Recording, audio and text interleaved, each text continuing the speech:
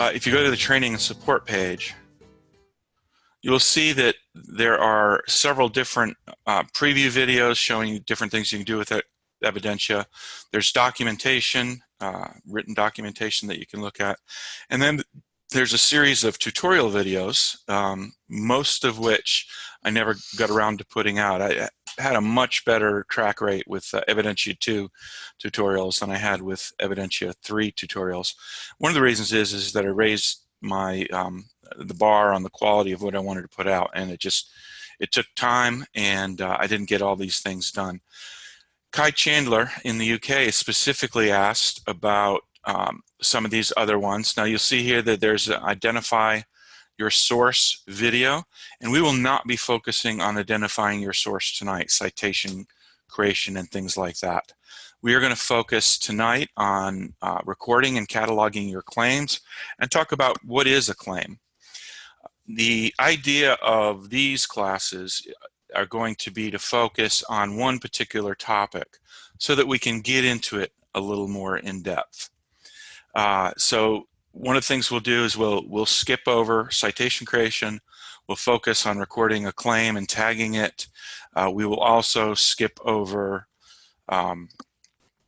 analysis and writing conclusions and save that for a future course.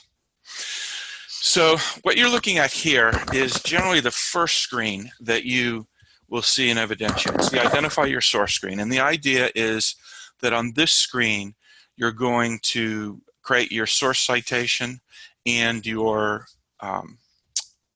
your source listing and your source and your citation for the particular record that you're looking at.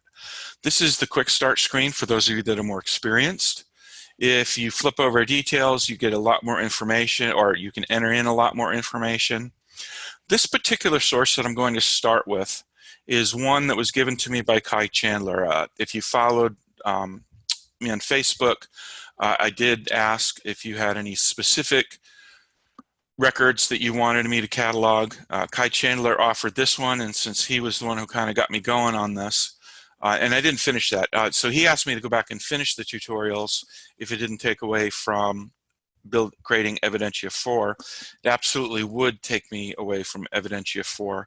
Evidentia 4 is a lot of work, a lot of quality work, and it's taking more time than I thought, but it is coming.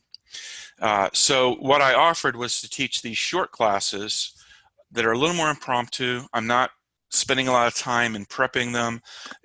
They're not going to be as smooth and as professional looking maybe as the tutorials are, but that's why I want to allow for question and answer, and we'll just deal with the things that that you want to talk about. So this is the citations that were created for Kai's record that he wanted me to look at. The record is a marriage record from 1862, a marriage record for Frederick Barber and Louisa Pym, and the record was taken from Ancestry. Now what I did for this citation listing, I did not use a template to fill this in. I just wanted something quick. So I took the citation listing from, let me get a, so I took a citation listing from Ancestry.com, and I also got the source listing from Ancestry.com. The source listing includes a reference to the original record, and then I went ahead and grabbed the description of the record and put it into the source notes. So it'll give an adequate citation. It's not going to follow all the rules of evidence explained, but it will get us back to the record as needed. I see I have a question. Okay, Kimberly, that's fine. I will try to have this online for you to view as soon as possible, but it won't be before tomorrow. So this is the citation, and I'm not going to focus a whole lot more attention on the citation, because what we're really here about is how do we catalog the information. And for that, we're going to the second tab. I've selected the source. I've selected the citation. That brings me to another point that often confuses people, especially if they're not on the detail source screen. I will have people say, well, my source is missing, because they'll click on the source and then they won't select the citation. I wish I had another source in this one. I'll reference that earlier, but just keep in mind that when you select a source listing, you'll get a list of one or more citation listings, and you do need to select one even if there's only one if you want to see all of the information available. I'm going to show a couple other things. I'll show off a couple other features of Evidentia along the way. But here I've attached the actual image to the citation listing. And if I double click on it, I should be able to see it. Yep. So this is the record that Kai sent me, and this is what he wants to understand how we can catalog this record. So I'm going to go back to Evidentia and go to catalog claims, and there's a lot of different ways you can enter information when you're cataloging claims. The easiest and the one I want to focus on is the mini editor, because the value of the mini editor is it's an editor that always stays on top. So if I minimize Evidentia, the mini editor stays right there, and I can enter data from here and know that it'll show up in Evidentia. So I want to enlarge this because most of us probably can't read at that size, and I'm going to put this right under the first record, and the idea is to complete the sentence, "This record claims that." Now, as we look at this record, I'm going to come back to that. As we look at this record, we see there's some information on the top that describes the record, marriage solemnized at the district district church in the parish of Weston Supermara. Is that right? And I'm not going to worry too much about getting it right. In the county of Somerset, yes. And at the top, entry number 47 is for a marriage of Charles Lee and Elizabeth Trotman. Now, I'm not interested in Charles Lee and Elizabeth Trotman, so I'm going to skip that part of the record and move down to the next record. Now, if you feel that a record you're looking at, that there might be some relationship between other people on the record that are not directly related to your ancestor, you can feel free to catalog what's on there and link them as a fan, and hopefully I'll be able to show you that later. But here we have the entry in the record of interest, the marriage of Frederick Barber and Louisa Pym. And let me get my mini editor back.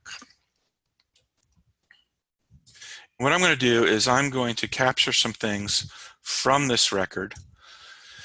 This record claims that on the 17th of, I believe it's March,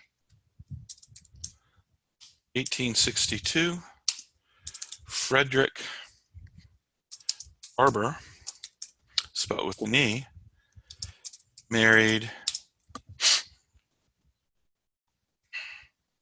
Louisa Pym. And I could also add a place. So at the district church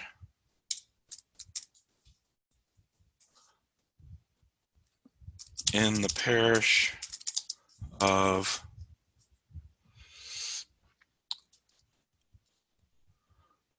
Weston Supermar. And if I had more time, I'd spend a little more time making sure I'm getting that part right. In the county of Somerset. And now I got two choices. I can hit Control-Enter, or I can just click this plus key. And what Evidentia has done is the editor has entered data into the claim screen, which you'll see in a moment, and I can stay right here and continue to collect my claims. Why do it this way? So the biggest risk as you're cataloging your claims is that you're going to transcribe something incorrectly. And if you were bopping back and forth between the image and the main Evidentia screen, the image and the main Evidentia screen, you would probably, I know I would definitely transcribe something wrong somewhere along the line. This allows me to hover right over the record that I'm trying to collect data from and enter it in. I can verify it before I hit the Control Enter or push that big red button, and then I can continue to go. I can collect claim after claim after claim. So I'm going to continue along those lines. This record claims that Frederick Barber, and I'm going to copy that because I'm going to be using that one a lot. Oops. For this first part, was 27 years old on the 17th of March, 1862. Now, it doesn't say that exactly, but I could also word it that he was 27 years old when he was married, but since he was married on the 17th of March, that really is what the record is claiming. Now, what you want to do is you just want to capture what the record is claiming. You're not going to evaluate it at this point. You're not going to correct spelling, except for my bad spelling here. You want to, if a name is spelled one way and you know it should be spelled another way, you capture, while you're cataloging claims, what this record says. And you can worry about dealing with misspellings or the wrong person or what have you when you start to analyze your claims. So just capture what the record says. So we have that he was 27 years old on 17th of May, 1862. We also have that his occupation in March of 1862 was Mason. Now, I could combine some of these things. And how you combine some of these facts as you're listing them out is more art than science. And it's often a matter of personal preference. So I could have said, let me show you what we're collecting in Evidentia.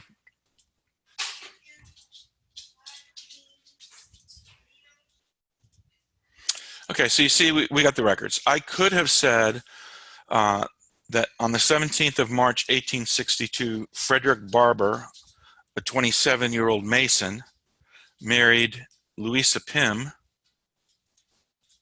I didn't put down who he married, did I?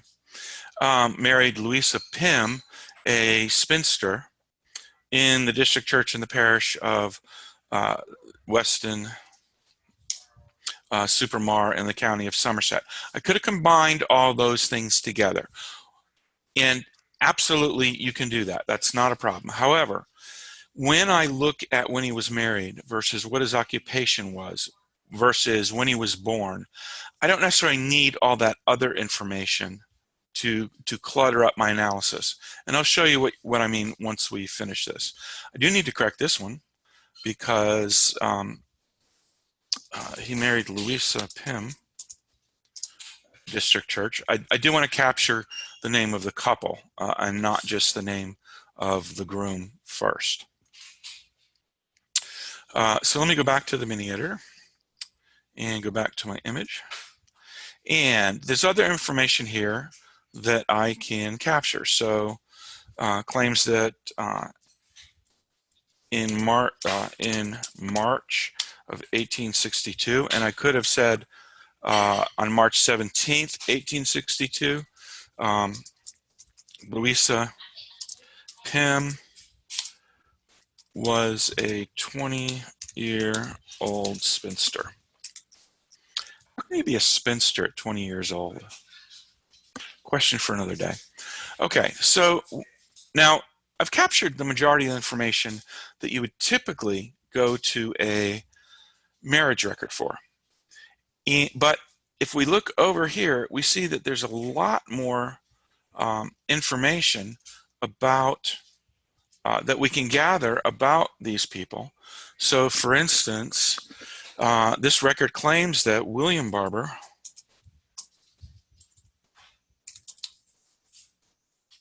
was the father of Frederick.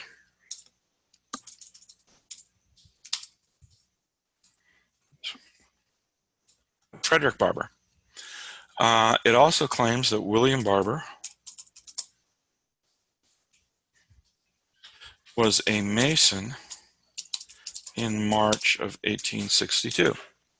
So I'm gathering a lot of information that may not be relevant to the marriage, but it is relevant to the lives of the people that I'm interested in. And I'm assuming here that we're interested in the relatives of this young couple as well. So I'm going to capture that. It says that Sidney Pym was the father of Louisa Pym. Yeah, I have trouble typing. That's usually why I prepare my my demonstrations, but I want to do this one off the cuff. It also tells me that Sidney Pym was a blacksmith in March of 1862. Now, as I said before, I could choose to say that he was a blacksmith on March 17th of 1862, but typically when I'm looking at an occupation, I don't need to know the exact day he was a blacksmith. Technically, maybe he was only a blacksmith on the 17th of March, and the rest of the time he was a doctor. But when you look at fact types that are such high level, like occupation or residence, I don't get too picky about the exact day, but I do definitely want to pull in the month. You may feel differently about it, and I welcome you to go to whatever level of detail you feel it works for you. Now, this record also tells me what their residence was at the time of marriage. I'm not going to enter that at this time, but I generally would capture that as well. It also tells me, I can actually see the, I can see the signature of the couple, and I can see witnesses. So I might want to capture the witness, and I'll show you why in a little bit. Let's go ahead and capture that. I'm not William. It's hard to read that name. I'm going to say Ride for now, and generally to analyze this a little bit more.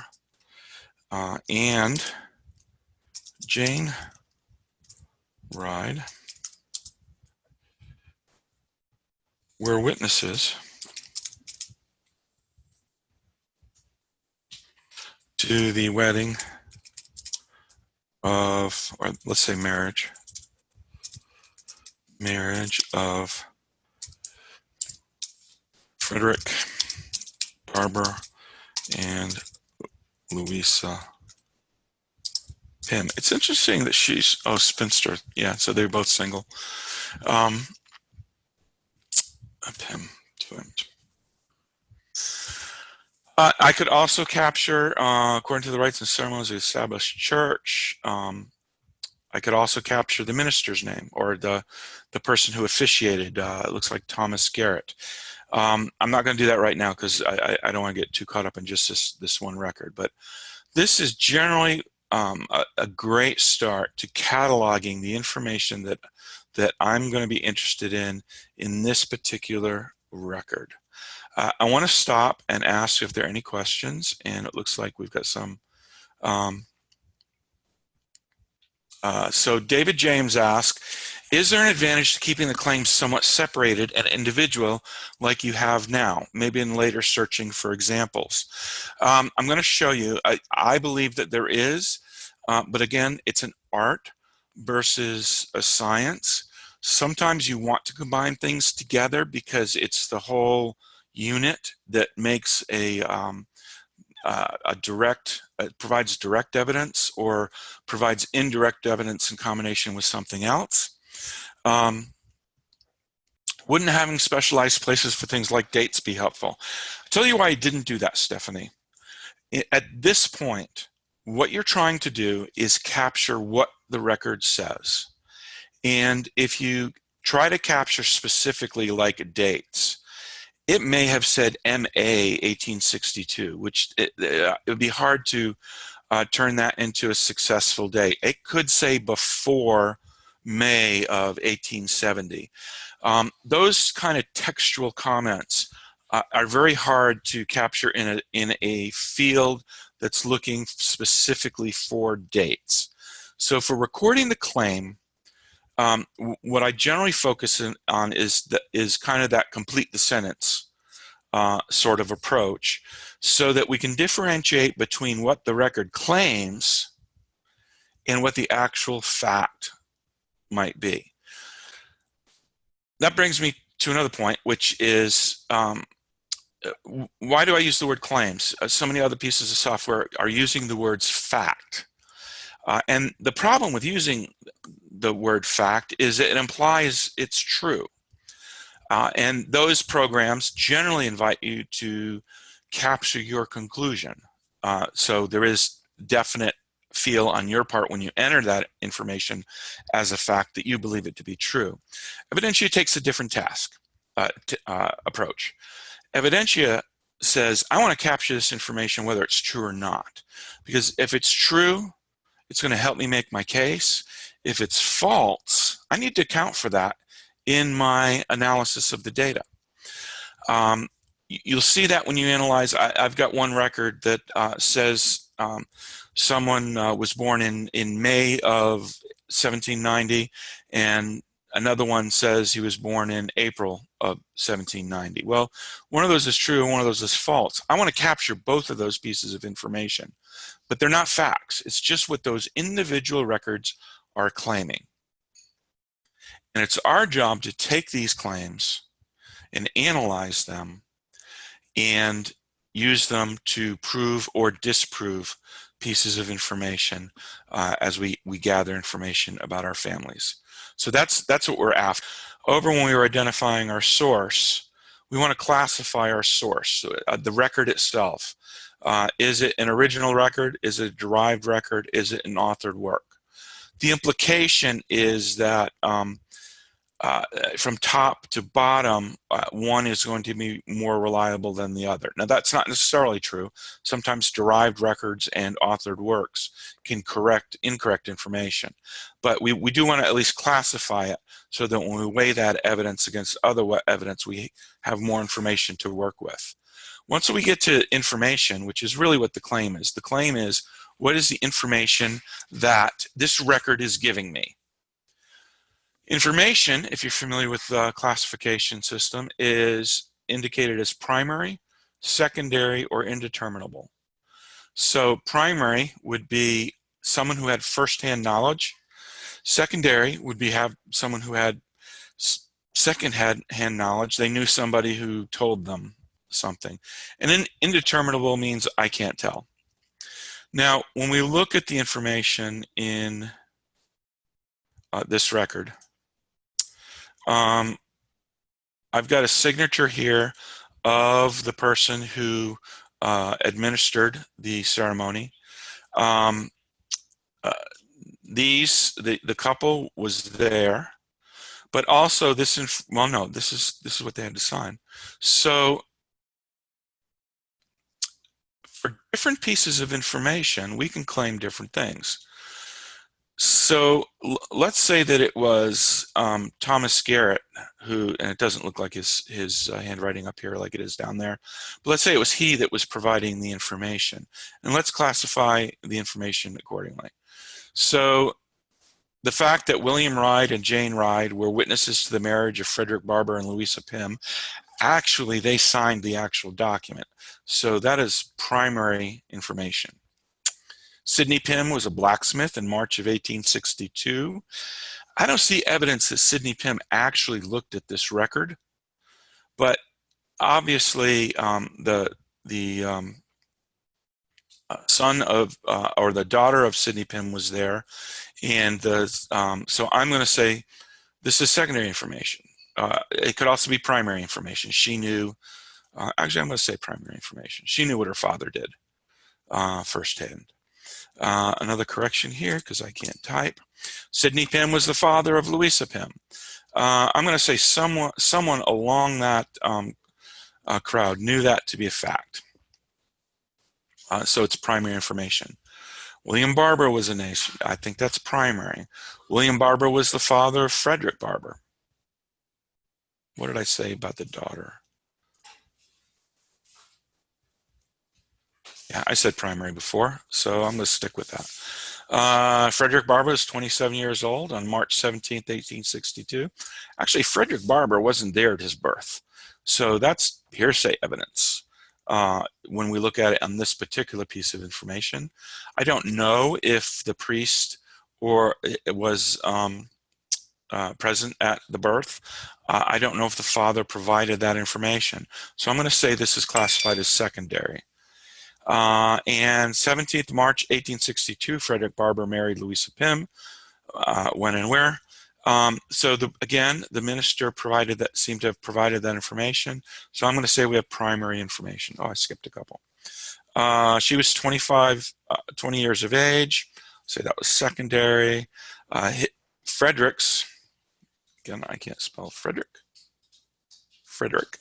Occupation, obviously Frederick knew what his occupation was. He was a primary source of information. Now, again, classifying information can be somewhat of an art rather than a science, and I'll probably get in trouble for saying that. There is a lot of information online about how to classify source material, as well as how to classify the information in those sources. What we're doing here is taking the standards of the genealogical proof standard and some of the work of Thomas Jones and Elizabeth Schoen Mills, and we're breaking it up into pieces because it can be a little overwhelming to do it all at once. You know, I got to classify my source, and I got to classify the information, and then I got to classify my evidence. Evidentia is walking you through step by step. You don't even know you're following the genealogical proof standard. So if I stop here, and I can stop here, and I can come back and do the rest later. A couple of things I want to point out. I got here a Sidney Pym, who is claimed to be the father of Louisa Pym. When I'm capturing this information, this is some guy named Sidney Pym, was the father of some woman named Louisa Pym. I haven't proven that that's my Louisa, and therefore that's my Sidney. Okay, we have not done the analysis to accept that as valid evidence at this point. That's just information about some guy named Sidney and some woman named Louisa. The same is true about Louisa Pym and that she was a spinster. You know, that's their label for it. We capture the label as it is. We're not making any judgments about that information. Now, what I want to do is take a little side journey over to reports and look at the report manager, because there are some reports that we can look at now, and you get a feel for how this information shows up in reports. So I'm going to click the report manager. Now, proof reports, I don't have any proofs. Matter of fact, if I click on this, I don't even have any subjects. And subjects are your people of interest. You know, your Louisa Pym, your Sidney Pym. That's what's going to go into the subject field. But I haven't added any subjects. I haven't tagged any of those claims with subjects that I'm interested in. So there's nothing I can do here in the proof report. There's not going to be anything I can do on the subject screen at this point, again, because I haven't linked that information to my persons of interest. I can look at a source report, and I can say, okay, so for a source, what are my claims? It's already selected this for me. If I had other sources, it would give me a whole full drop down here, and I could select it. And here I can do claims by source. And I can click on it. Don't embarrass me.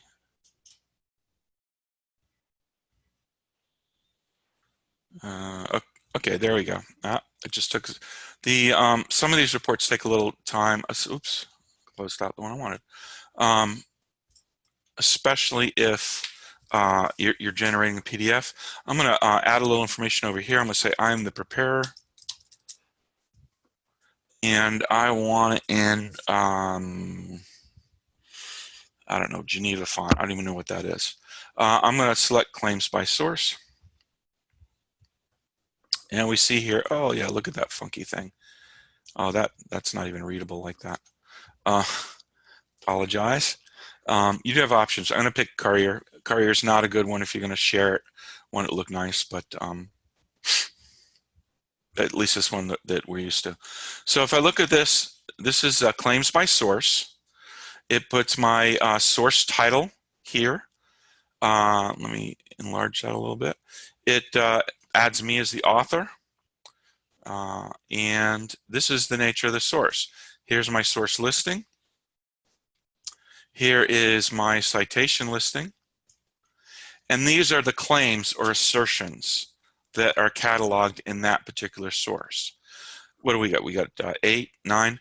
So in some cases, you know, okay, big deal, what is this showing you? But in other cases, like if you take the 1940 census for a family, this is going to be a long line. And there's going to be a lot of information on this page.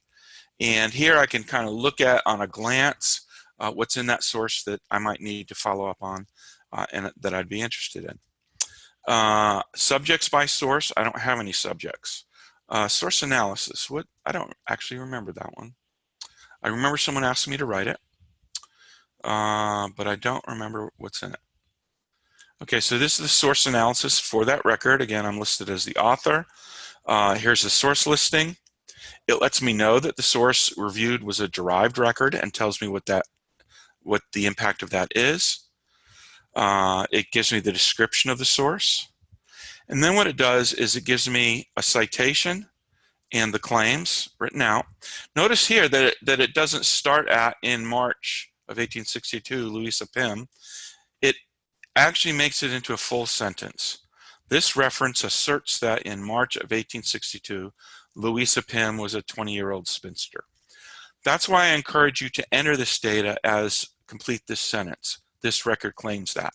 By doing it that way, Evidentia can create very clean sentences for you in various reports. If we had captured multiple citations for this same source, so this source is a database record in Ancestry, it's for marriage records, bonds, and allegations, 1754 to 1914. Maybe the marriage of Sidney Pym is also in this record. For that one, I would create a separate citation because it's going to have a different reference number, be on a different page, whatever. And then, so after this, I would go down and I would see the second citation and the claims that we captured from that citation. What other reports can help us out here? Again, subjects by source won't help us. I can do an audit report. So I can do claims with no subjects. Okay, generally I want to attach a subject to a piece of information. That's how I'm going to make it into evidence. If I run this right now, it's going to show me everything. And it's letting me know that the following claims do not have subjects attached to them or have subject identified as unknown. So that tells me that I've got some orphaned claims out there that I need to do more work with. So this report is very handy for pulling together that information. And I think that those are the only reports that at this point are going to be helpful at all. So I talked about tagging claims. Now, what does that mean? That means assigning the information in this claim a subject and a claim type. What does that mean? So let me start with the Sidney Pym was a blacksmith in March of 1862. If I double click on, if I click on that screen, I can select an occupation, a claim type, and by clicking in it, it gives me a drop-down list of the standard claim types. You can add your own, and if I have time, I'll show you how to do that. I think this tells me something, obviously, about the occupation. And then I get a drop-down list of subjects. Now, I don't have any subjects yet. Somebody asked me, how do I get subjects? How do I add them in? And there's 3 different ways to accomplish that. Number 1, to make it easy for you, you can do it from this screen. So I'm going to enter in a name. Evidentia is going to pick up on the fact that that name does not exist in this database yet, and it's going to add it. So what you want to do here is you want to, the name is a label, and you want this label to represent the Sidney Pym you know, who was a blacksmith in March of 1862. Now, you may not know that, but you're Sidney Pym. Don't get too caught up in getting the name exact, but probably you want to get it pretty close, and you don't have to deal with the fact of, was his name really this or his name really that. So typically what I do here is I start with the surname, and then I add the given name. And then I usually add he was born around what time. I don't know when Sidney Pym was born yet. I don't know enough about him. I'm going to say before, let's see, his son was 27. He could have had a kid when he was 15. So,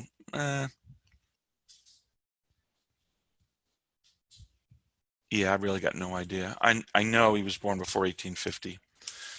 So I'm going to enter that name. Now, at this point, this is a second place where people get a little bit confused. You have to hit enter because you're adding a new name. If you tab out, and this is a mistake a lot of people make, what it will do is it will not add the name, and it will look like it did.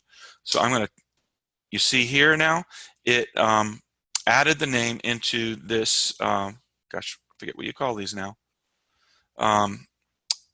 These little tags. Let's see, I got a question asked. Purchase in 27, use in different computer now, have misplaced CD. Can I download from website and still use purchase key? Yes, you can. You just download the latest trial version or go to the upgrade, and you can use your same key. If you need your key, email me, and I'll try to find it for you. Okay, so now I've got Sidney Pym added to my list of people. I think if I double click on him, no, if I right click on him, nope. I thought I had added additional functionality here. Okay, so what I'm saying, I'm going to add that tag, and if I go back to the claim, I'm saying that this claim, that Sidney Pym was a blacksmith in March of 1862, applies to my gentleman named Sidney Pym, and it tells me something about his occupation. And if I go to the list manager and start with the subject list, which is by default where you start, you see here I've got a name. If I click on it, if I want the name to show up differently, actually Evidentia made a guess of how you wanted the name to show up in reports, which is a relatively newer feature. So this one is what will show up in lists. This is the name that will show up in reports. I can select a gender for that person, which can be helpful in some instances. If I'm a family search member, I can add family search information. There's a lot of other things that I can do here with my subjects to add additional information. I can also add new subjects. So I am, I want to add Louisa. And again, it fixed it for me. You saw where it showed me that it's added Louisa, and actually Louisa, let's see, she was 20 in 1862, so she was born approximately 1842. Hey, useful information. And she's a female. Okay, now, when I go to tag a claim with her name in it, Okay, so I'm going to collect a different kind of claim. The claim that Sidney Pym was the father of Louisa Pym provides evidence for now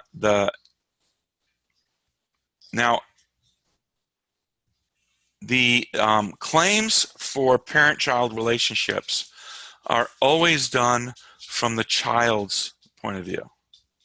Okay, so you won't have father of, you won't have parent of, you will have child of. So here now, when I select, I got two names to pick from. And Evidentia is prompting me for one parent and one child. And when I add the tag, it's telling me that Pym Louisa is the child of Pym Sidney. Okay? So everything is from the child's point of view. Now, Evidentia is smart enough that if you are looking at that information, well, let me show you.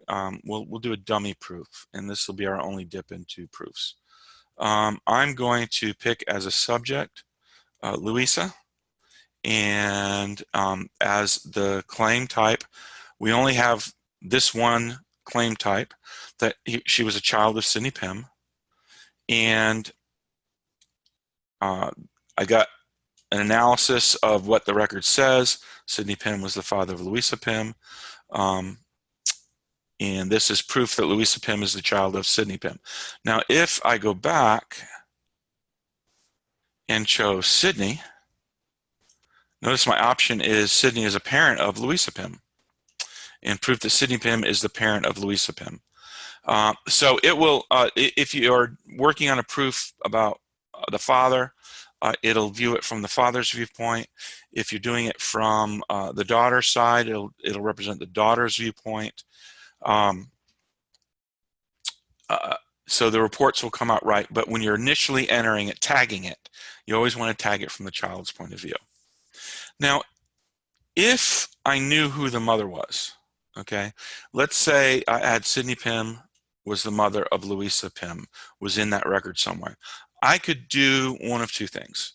I could either split those out into two separate claims, or I could combine them. Sidney Pym was the father of Louisa Pym.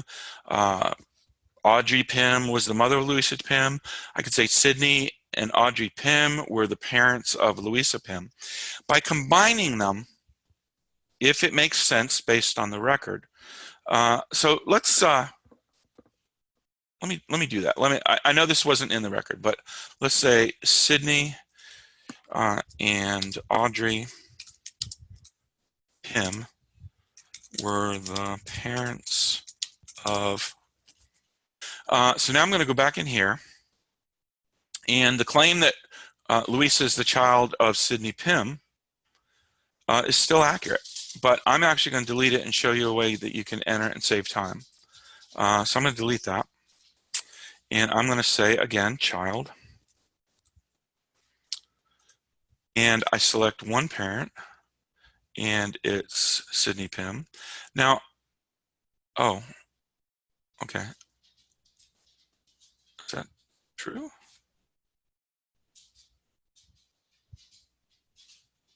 Scratch that. So yeah, I can only select one parent at a time. That was a judgment call. So why am I only select one parent at a time? Because truly you need to prove the parentage of each parent individually. Was let me finish this claim type, and again I'm going to add another child one. This time the parent is let's say I know where's Audrey Brown. I usually do everything by maiden names. Even though it says Pym, I'm tying it to my person, Audrey Brown. And again, Louisa is the child. Add the tags. And the other thing I can add here, and this is where combining them helps, I can say that there's a spousal relationship between Sidney Pym and Audrey Brown, because that is an implication of that. This provides evidence that that is true.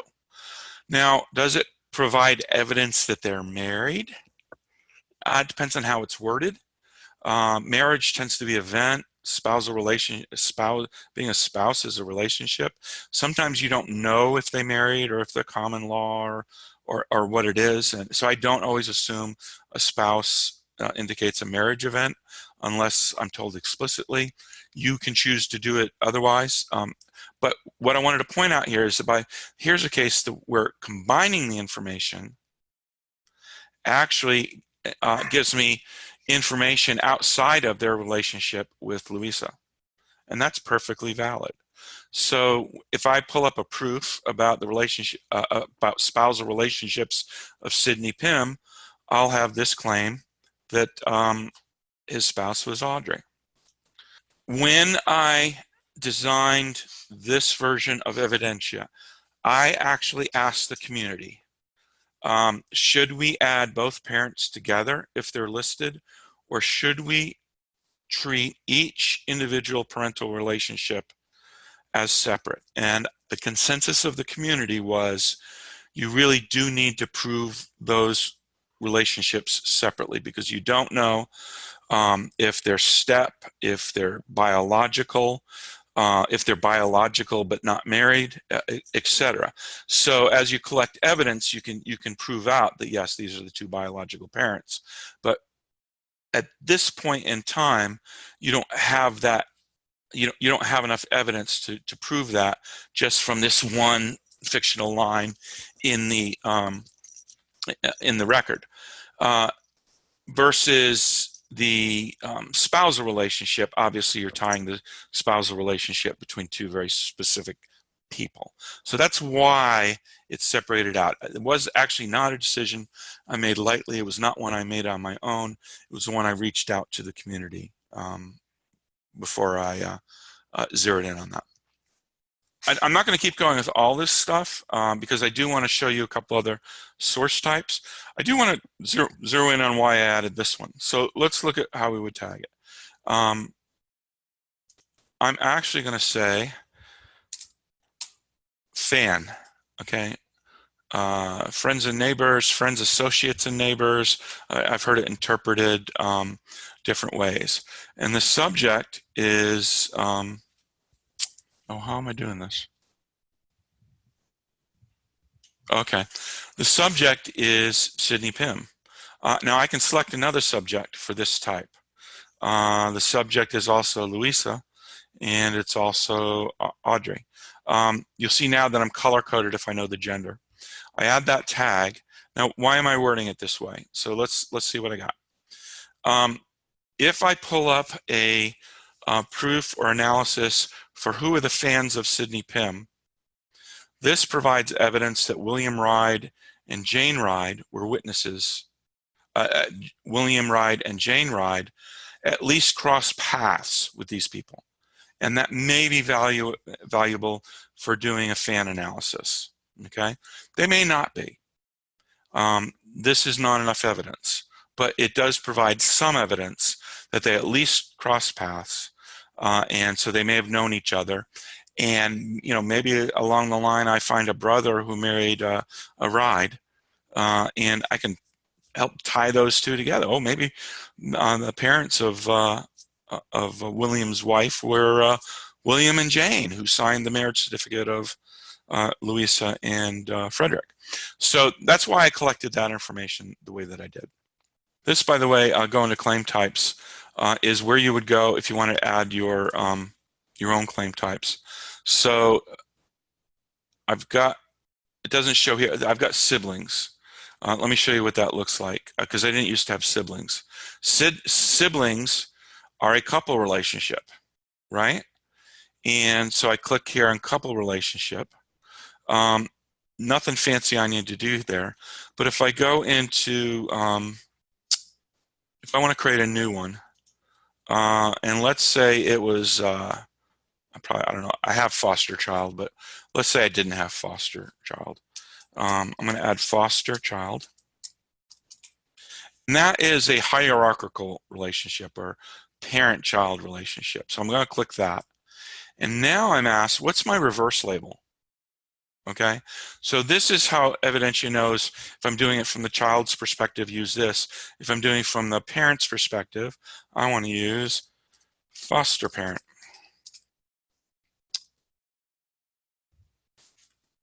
And if I'm going to export this into a GEDCOM, and we'll look at this sometime in the future when we look at proofs, I want to provide a informational value. I might want to provide a place, and I might want to provide a date.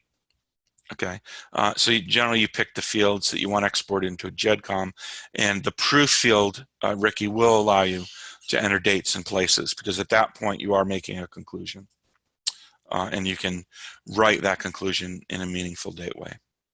So let's say I want to do, I want to see the information I've got on Sydney. I can do a research summary report. And the research summary report, I'll enlarge that a little bit. What it does is, for that one person, it lets you know all the information you've collected on them. Now, I only have one source in this database, so all of the sources come from the, all of the claims come from the same source. But I've got a fan claim for him, got one, occupation, one, parent of Louisa Pym, one, spousal relationship with Audrey Brown, one. The claims are actually documented down here. If I had analysis, the analysis would also be included. If I had a proof statement, the proof statement would also be included. And notice that in the endnotes, everything's properly cited. So that's the value that this catalog now has. More value. Proof report. I could say, hey, I want to see what I've got on the proof of Sydney Pym being the parent of Louisa Pym.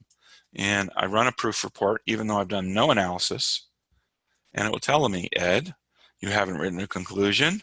You've only got one assertion. Here's what it is. And it'll tell you quality information about the source and the information and the evidence. You know, since I haven't analyzed it yet, I haven't classified it yet either, and it lets me know that this assertion has not been reviewed. And again, I've got proper citations.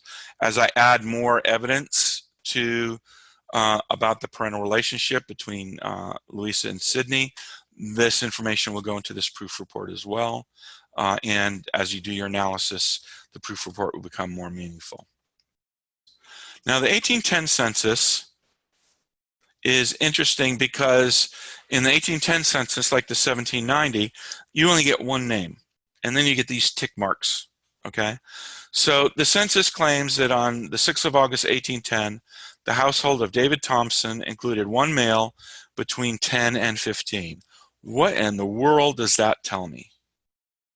Well, I have a theory that Daniel Page Thompson, the son of David Thompson, was between 10 and 15 years of age at that time.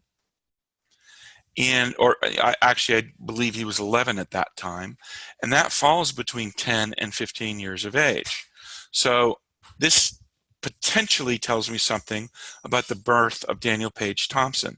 Now, this is indirect evidence, because by itself I got no name over here, but I might be able to use that indirect evidence with some other evidence to support or tear apart the argument that David was Daniel's father. It possibly likewise tells me information about where Daniel Page was living at that time in the household of David Thompson, and it potentially, I could be totally wrong, and this is giving me some child that I have not identified. On August 1810, the household of David included two males under 10. I think it was Levi and Jonathan Jr. I could be wrong. On August 6th, 1810, the household of David Thompson included one female between 26 and 44. Well, I know that David was over 45, and I know his wife was 10 years younger than him. So that would fall within this range. So, and I believe that Rachel Brown was his wife. So this potentially gives me information about how old Rachel was in 1810. Granted, it's a big range between 26 and 44 years of age. You know, that could be anywhere between, well, 44 years ago or 26 years prior to 1810. But I'm narrowing it down, and as I pull in other evidence from other records, that that age span gets shorter and shorter and shorter. And this would be supporting evidence. I couldn't draw a conclusion on this evidence alone, but I could use it to support a conclusion. There was another female child. I have no idea who the female between 16 and 25 was that was living in that house. So as long as I put one tag in here with the name unknown, it will show up in the audit report for claims with missing subjects. So even though all I have here is tick marks, the tick marks can be used as indirect evidence that I can use in conjunction with other things. So maybe, you know, I knew Daniel Page was about some year of age. This tells me in 1810 he was possibly between 10 and 15. That gives me a better idea that I'm looking for a birth between 1795 and 1800. It was actually in 1798, and this claim is consistent with that, so it provides supporting evidence. Negative evidence is evidence that's provided by a lack of information. So if I go back to the 1790 census, David Thompson is listed. 1800 census, he's listed. 1810, 1820, 1830, 1840, 1850, all of a sudden he disappears from the census. So I wrote down, and I know the spouse is living with the son Levi B, which is further down. So I actually put down something that the record did not say. And I had actually done an analysis. It was a small enough town. I looked through the entire 1850 census for David Thompson. He doesn't show up anywhere. So I captured that David Thompson is not found in the 1850 census for Guilford, New Hampshire. And I tied that as evidence for the death of David Thompson. What does that potentially provide me evidence of? Now, at this point, I had no idea when David died. But this tells me, you know what? He died sometime between 1840 and 1850. So that's going to help me narrow down my search. That's negative evidence. There wasn't evidence, there wasn't information where I expected there to be some. That provides potential evidence of when David died. So I wanted to show you at least one way where you can catalog negative evidence as well.